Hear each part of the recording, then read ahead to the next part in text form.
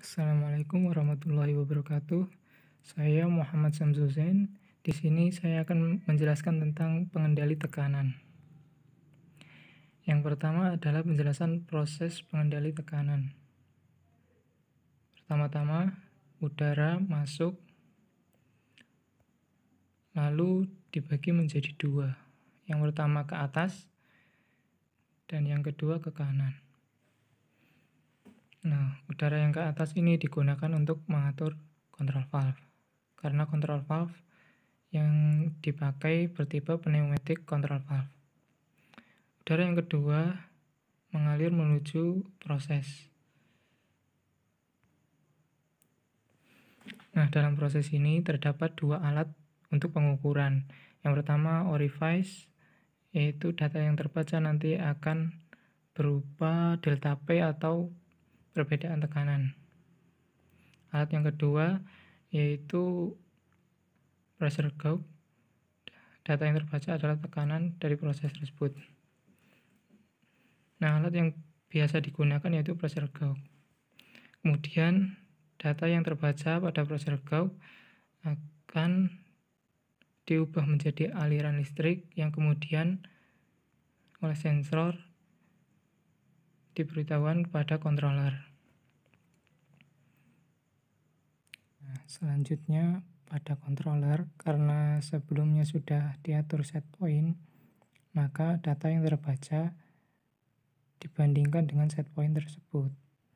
Apabila ada perbedaan antara set point dengan data yang terbaca, maka kita dapat mengatur pada controller yang kemudian controller akan memberikan sensor kepada FCE. Nah, karena sensor tersebut berupa arus listrik, maka harus diubah menjadi tekanan dengan transducer.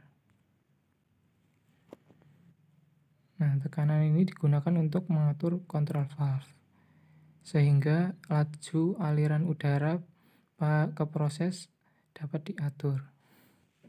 Jika menggunakan tangki udara, maka valve 3 yang semula tertutup dibuka, dan valve 5 yang tertutup juga dibuka.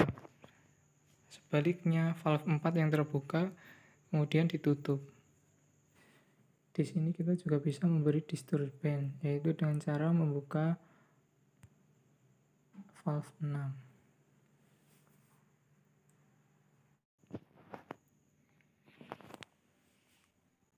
Selanjutnya adalah logika proses dari pengendali tekanan.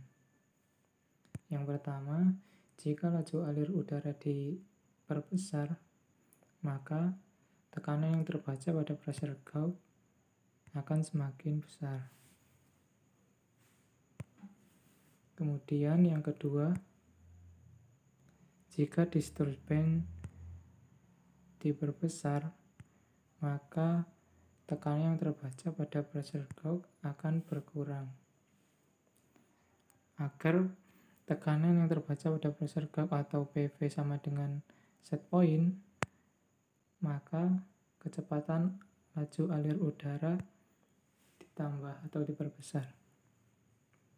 Sebaliknya, jika disturbance dikurangi, maka tekanan yang terbaca atau PV akan semakin besar. Sehingga agar PV sama dengan set point, maka laju alir udara dikurangi. Selanjutnya adalah direct reverse acting. Untuk direct acting, jika laju alir udara diperbesar, maka tekanan yang terbaca pada P4 atau PV akan semakin besar. Selanjutnya adalah reverse acting,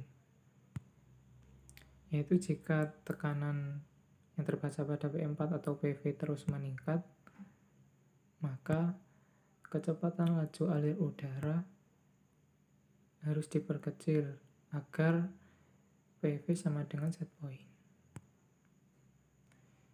Sekian penjelasan dari saya. Terima kasih. Assalamualaikum warahmatullahi wabarakatuh.